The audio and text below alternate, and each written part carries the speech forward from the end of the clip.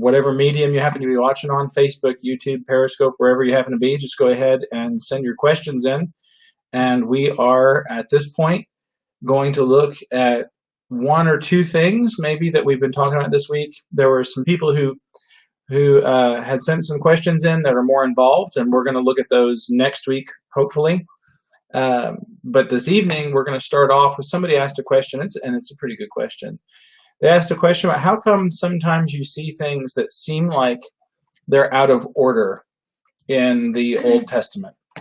And what I mean when I say out of order is the example that they used is in 1 Samuel when there is no temple yet. So the temple, Solomon is going to build the temple, and Solomon doesn't really come along as a key player in things until much later in the narrative. He's definitely not in 1 Samuel 1. But in 1 Samuel chapter 1 and verse 9, it says, after they had eaten and drunk in Shiloh, Hannah rose, and Eli, the priest, was sitting on the seat beside the doorpost of the temple of the Lord. And she is deeply distressed and praying. And this is when Hannah is asking for the Lord to send her a child. And she says, if you send me a child, I'll dedicate him to the Lord. And he does send her Samuel, for whom the 1st and 2nd Samuel are named. Unless you are using the Hebrew Bible, in which case they compress 1st and 2nd Samuel, 1st and 2nd Kings, and 1st and 2nd Chronicles. I think it's one big book. Maybe it's just Kings and Chronicles that they do that. I'll have to check. But so the temple, right? It says temple in the text. And if you look that word up, it's the same word that's used for temple 70 other times. It shows up that word is used 70 times to refer to the temple. But there's not a temple yet. So why does it say in 1 Samuel 1 and verse 9 that the temple of the Lord, Eli was sitting at the temple of the Lord? Why does it say that? It seems to be out of order. We would call it an anachronism. And you have something that's out of place in the timeline. There isn't a temple, but they're talking about a temple. It'd be like if you watch a movie about ancient Egypt, and there's an airplane, flying in the background of a shot. That's an anachronism. And so that's what this seems to be. What do we do with that? Does it mean that is this a contradiction? Does it mean that the biblical text is wrong? What do we see going on here? Just off the top of your head, what do you think about that? I don't know. That's an okay answer. I don't know. Yeah, that's an okay answer. I don't know. Most great discoveries start off with, I don't know. There are a couple ways you could explain it. One way is that there could have been a temple-ish complex in Shiloh. So the tabernacle goes to Shiloh and it stays there for a long time.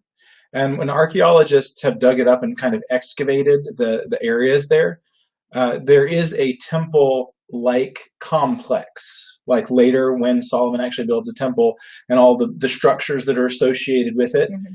Have you ever asked, well, where did Solomon get the idea to build a complex the way that he built it? Why did did God tell him exactly how to build it? I don't know. Did he, where all the surrounding structures went, or was he just replicating something in a bigger and better way that was already in existence? Well, it seems like to some people, I'm not aware of there being any biblical evidence other than perhaps this in 1 Samuel chapter 1. Or other places where the word temple shows up out of order. It's going to show up a couple times in the 1 Samuel. They think that maybe there was a structure there that was similar to a temple. And the way that I've seen it described is that they had walls, and then they would, instead of the tent poles that were given for the tabernacle, they had walls in place, and they covered those walls with the tent coverings. And so they had a weird temple-y tent, and it would be referred to just as the temple. And so that's a possibility, that because the tabernacle had been in place for so long, they kind of started building things up around it. Because originally the tabernacle was meant to travel. They're wandering in the wilderness for 40 years, and then it comes into the land. I mean, it's mobile. But then once it comes to Shiloh, it's kind of put in place for a while, and they think things may be built up around it. So they call that the temple. It wasn't much of a temple, comparatively speaking, but enough that maybe you could see, okay, well, maybe that's what's being talked about. Another answer that people offer is that you have these books that are put together by what would be called a redactor. And sometimes we see documents, and when we hear the word redact, we think like cutting stuff out of a document, like classified documents. Sometimes they'll release pieces of it to the public, and they'll say it's been redacted. And so that's kind of the context that we hear that. But a redactor is just somebody who edits and fits things together in an appropriate way. And the document is redacted, a classified document is redacted in that it's made proper for the public to view it.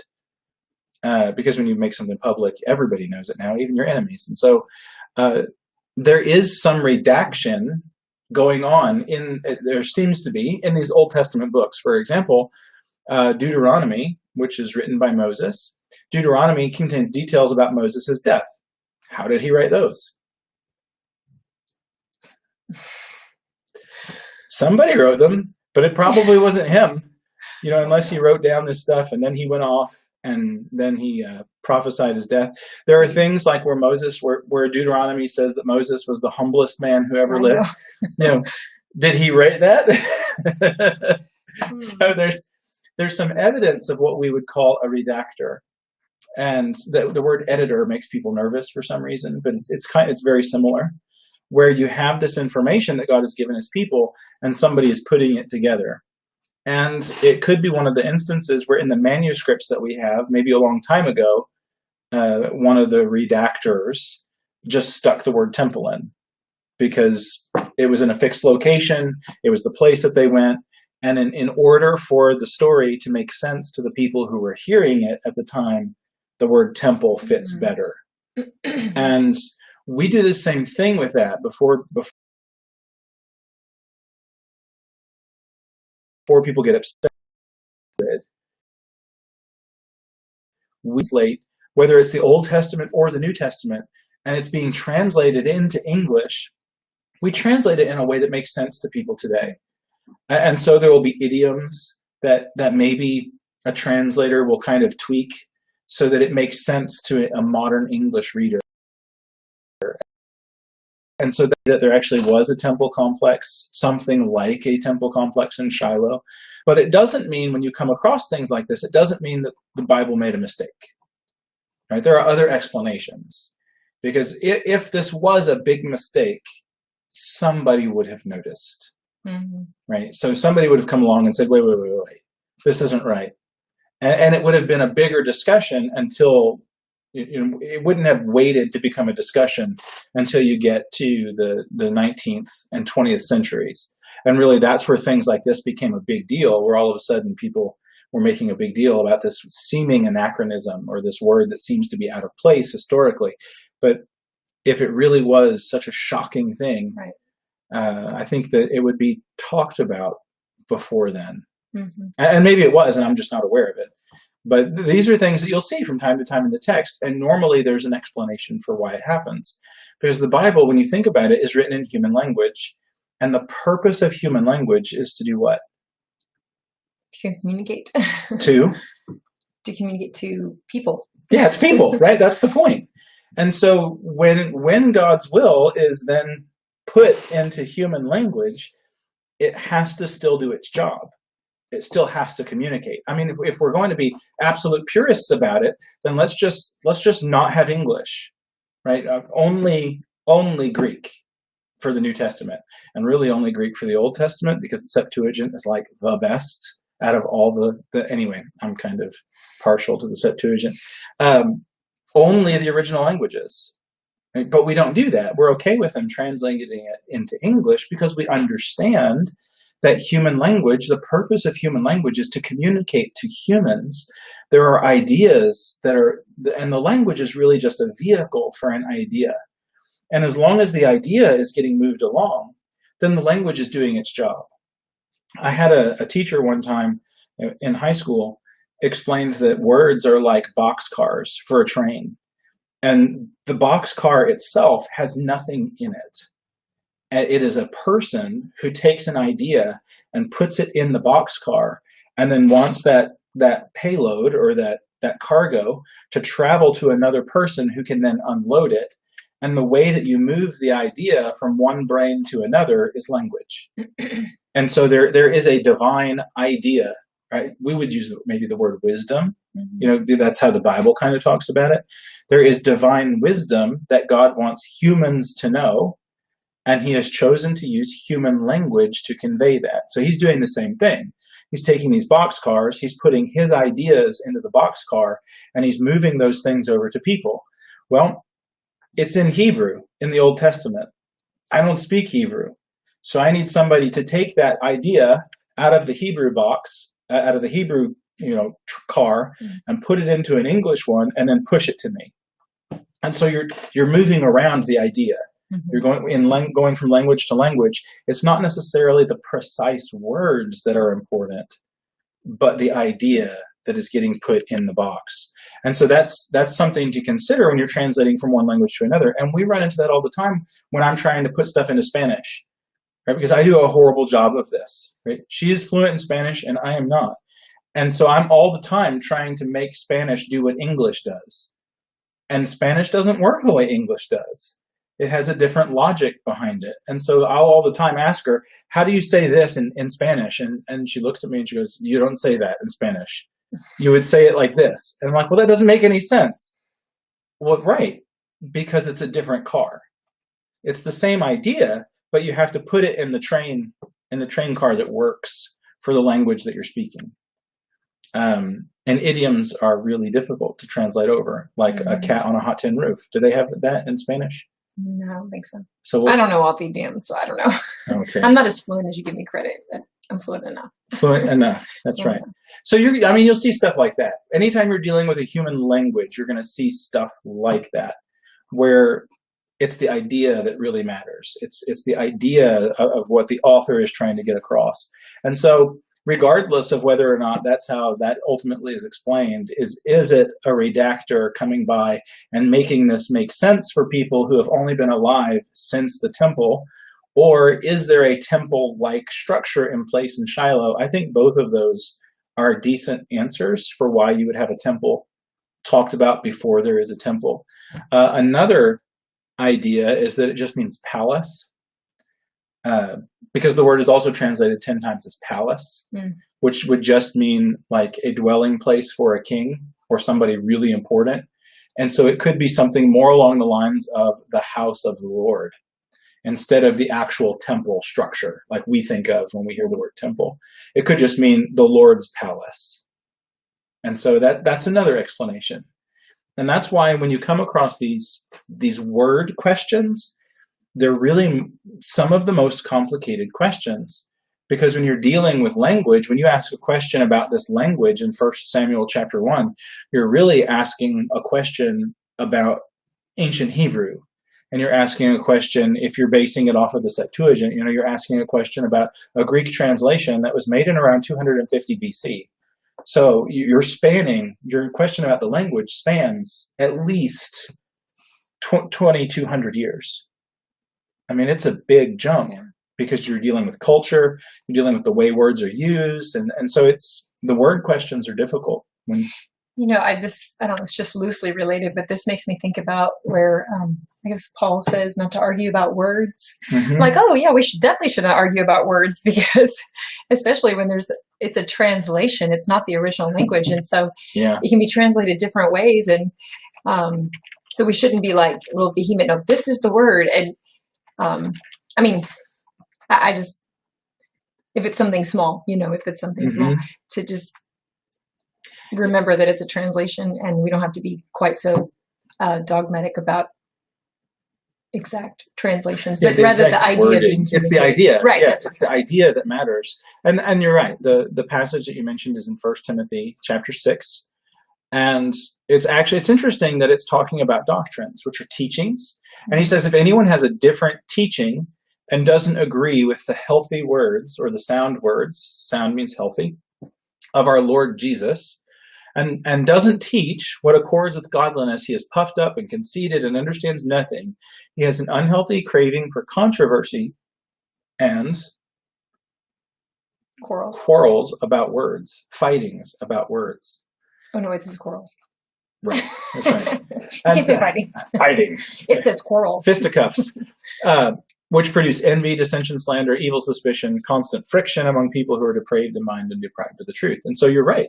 Before we start getting into big word arguments, we need to be careful, because there's a warning there that, hey, don't take these words and try and read more into them than they're just trying to convey, because they are a tool. They're a vehicle to push an idea from one brain to another brain. And if you try and do more than that, now you're going to cause trouble. And so we do have to be careful, within reason, right? I mean, you can go too far with any idea. Definitely.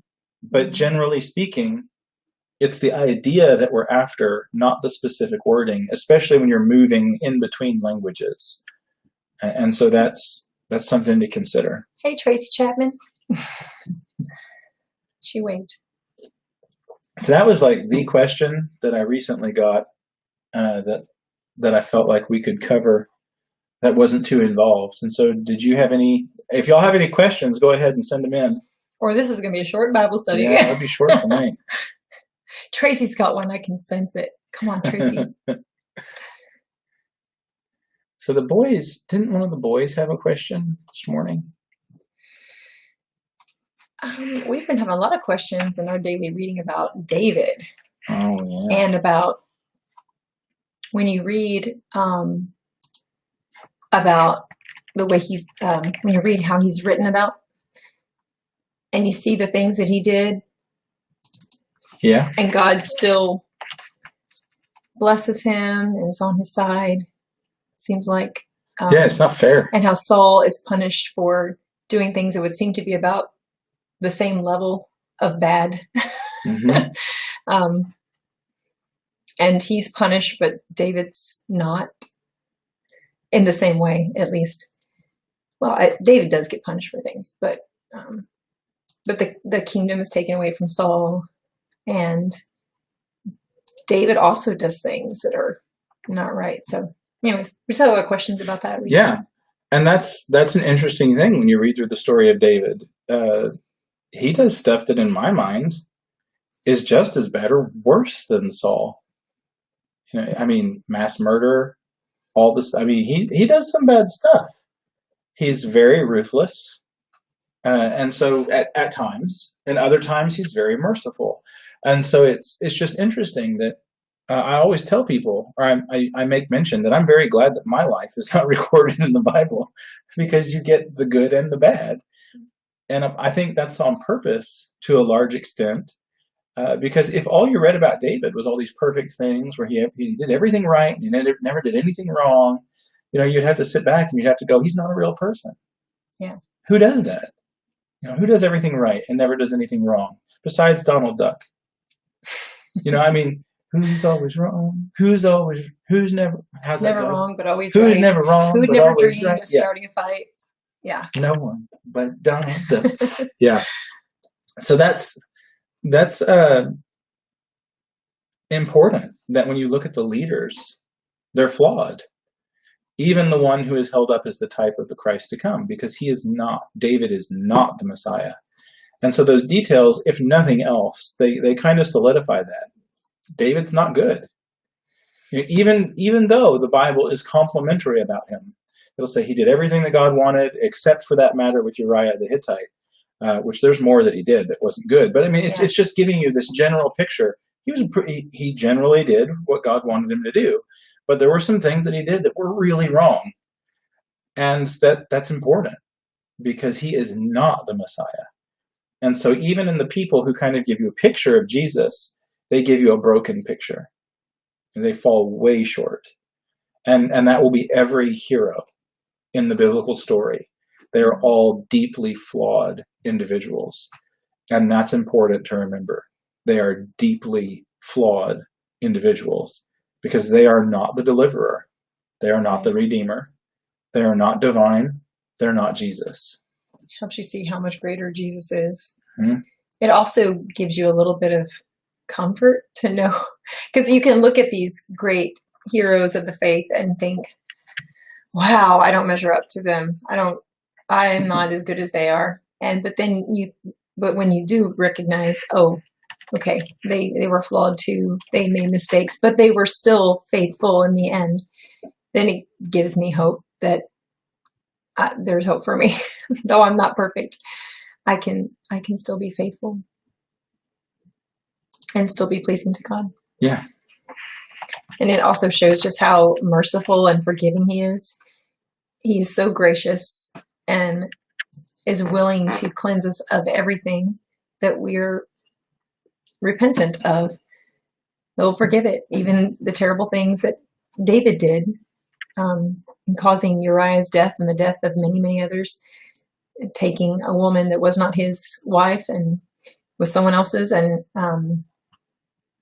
other things, but those big ones stand out. God forgives him for it, and he goes on and does other good things for God. Yeah, I was updating that caption. Yeah, and there's okay, yeah.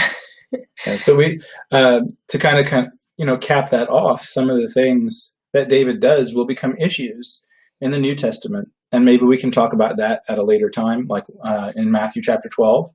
When David is running away from Saul, he goes to the priestly dwelling place at Nob, and he asks for bread. And the priest that he's talking with says, "There's no bread here except for the show bread, the bread of the presence. It's in the presence of the Lord." And David says, "I'll take it." Actually, I think the priest offers it to him, if I remember the story right. I think the priest says, "There's nothing but this. There's nothing except for this bread, and you can have it if." And so the priest gives David this showbread, which only the priests were supposed to eat. Right? There's no exceptions in the law. It's just the priests are supposed to eat it. And then in Matthew chapter 12, Jesus will bring that up because his disciples are rubbing grain in their hands and eating that on the Sabbath. And the Pharisees charge them, they accuse them and say, they're doing what's not lawful to do. And then Jesus brings that up. Have you not read about David when he eats the showbread, which is unlawful for any but the priest to eat? So there's a lot of things like that show up in the biblical account. And the cool thing is that Jesus doesn't sweep that stuff under the rug. He pulls that out and he's like, "Look, this is ugly. Deal with it." Yeah. And so it's well, yeah, it just gives us so much hope. God doesn't want us to lose hope. He recognizes that we're but dust. We're going to fail. We're going to sometimes fail miserably. Yeah. And it just glorifies him all the more. Not because, we shouldn't want to sin, but the fact that he is so gracious to forgive and that he is so powerful to wipe away our sins, that Jesus' blood takes all of that away, and how wonderful he is to have taken all that upon himself and then to give us hope and life still. That just glorifies God. And then ever after that, after having been cleansed, we should never want to do that to him again. Yeah. But even if we do fall again, just to know that it's always there. That's how wonderful he is. And because he's so wonderful, we don't want to take advantage of that. We never, God's not going to be mocked. He knows if we're taking advantage. Right. We're like, "Oh, I'll just go say sorry later," it just should make us fall on our knees and praise him all the more for his goodness. And we do have a couple of questions, I see. Woo! And see, Tracy didn't fail me. Thank you, Tracy. She's got a question in there. Or a comment. Yeah. A comment. Well, that's good. Yeah, and that's, Tracy, that's what we're talking about, where it says the Israelite, how they turn away from God and God takes them back. That is the story of the Old Testament. Right? So after you kind of get to Exodus, where God redeems the people, there's this promise of redemption that is given to Abraham, and you see the redemption in Israel. And then from that point forward, it's a story of back and forth relationship with Israel. God never moves. In fact, maybe God does move. Maybe God moves to them. And so they're on and off. It's a love-hate with Israel, loving God and hating God, and loving God and hating. It's just back and forth and back and forth. And God doesn't give up on them until they leave him for good. When they do the unthinkable, when they bring idols into the most holy place and basically say God is just one God among the gods, at that point God says, guys, it's not me, it's you. This isn't working out. I'm leaving. And he leaves. You can see him leave in the prophet Ezekiel. And so but the fact that he is that patient with them, and he doesn't leave them until they utterly reject him, then that gives us hope. That's where our faith is. God, we are with the Lord unless you utterly reject him. Right. And so there is a lot of assurance in that. And it is comforting. It is good to know that. Yeah. So we have another question about the wave offering. David Lee asking me technical questions. So the question is, what is the wave offering? And you see it in Exodus chapter 29 and Leviticus chapter 7 and in other places. It's part of some festivals. There will be a wave offering. It's not translated consistently. Sometimes you'll see wave offering, heave offering, elevation offering, a lifting up. And that's really kind of the picture. And so wave offering maybe isn't a good name. The ideas, the word that's used there seems to be like a picking it up. I would say like waving it before the Lord is what makes me think of it. Well, that's the idea. The wave. Well, if you think about what an ocean wave does, it doesn't. Well, I guess it depends on your perspective. Mm-hmm. If you're out on the middle of the ocean, the waves go up and down. Mm-hmm. And if you're on the beach, they go in and out. Mm-hmm. And so it depends on, your perspective. But it seems to be like a lifting up and a putting back down. And that seems to be the idea of the wave offering. And that will be done in several of the feasts, or various rituals that the Israelites will do. That there will be a wave offering. And it seems to indicate like a transfer of ownership. And so when you have the meat sacrifices that are brought before, I think that's what the passages are about.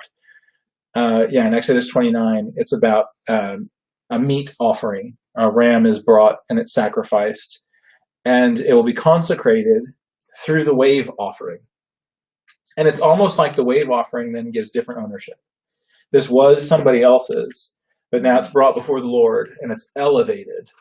It's brought up, and now it belongs to the Lord, and the Lord uses it to do whatever he wants. And that idea of lifting up is really significant when you go in the biblical text.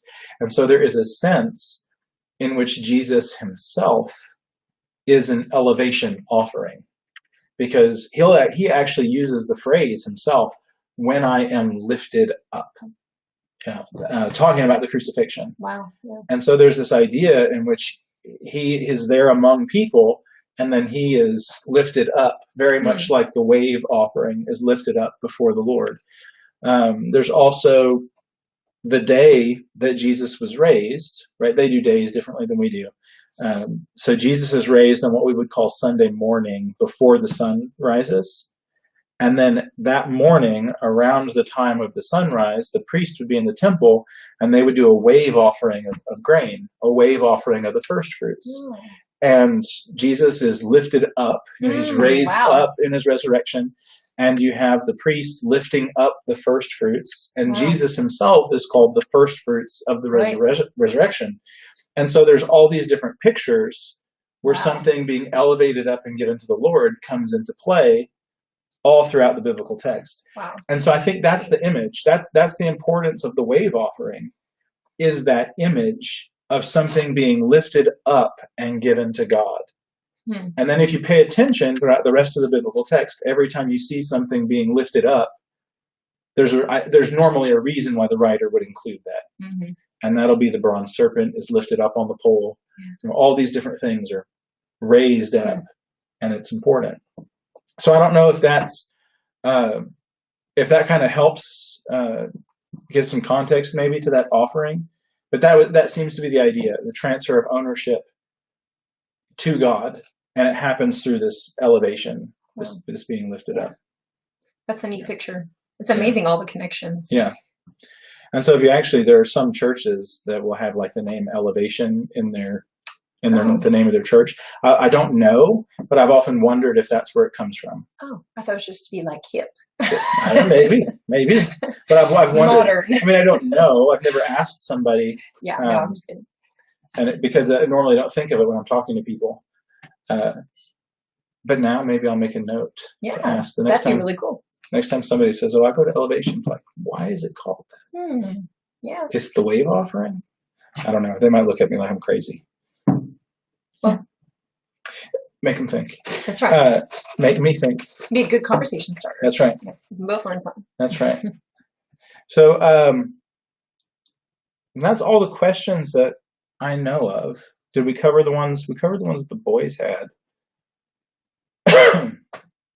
Have allergies. So we can just go ahead, unless there's something that you thought no or have thought of that you want to talk about. I'm not trying to put you on the spot or anything. No, not at all. All right, I'm watching the chat. If just kind of to note, if you happen to be staying home and you have extra time and you really want to read some books, I think it is the Erdman's Publishers. I'll try and post a link. I've seen different people have been sharing links to different book publishers that have a lot of really good books on sale right now. Not all religious books are created the same. I mean, that's true with any kind of book. And so you do want to be a little careful about what you read and by who is writing it. I would recommend that anything that you read be written by somebody who is an expert in the field that they're writing about. In an age of self-publishing, anybody can write anything about anything. And you want to be careful to make sure that you're getting a reputable book. So like big publishing companies like Erdman's, Crossway, Tyndale, big publishers like that tends to have authors that have been more vetted. Just so that if you do buy a book and you do start reading it, you just don't, first of all, you don't waste your money and your time. And then maybe even more importantly, you're not reading something that somebody is putting out there that is wrong. So I'll put a list. I'll share a list. Try to remember to do that of some of the specials that they have on books. I was able to get one book that was on sale, and I can't remember the title right now. Is it over here? No, I don't know where it is, but it's actually about a really technical topic, and it would be on the iPad. Oh. It's about a really technical topic that the writer is able to take and make accessible to anybody. Now, we won't be experts on this when we're done reading it, but it's about ancient Near Eastern literature. And you read that and you're like, snooze fest.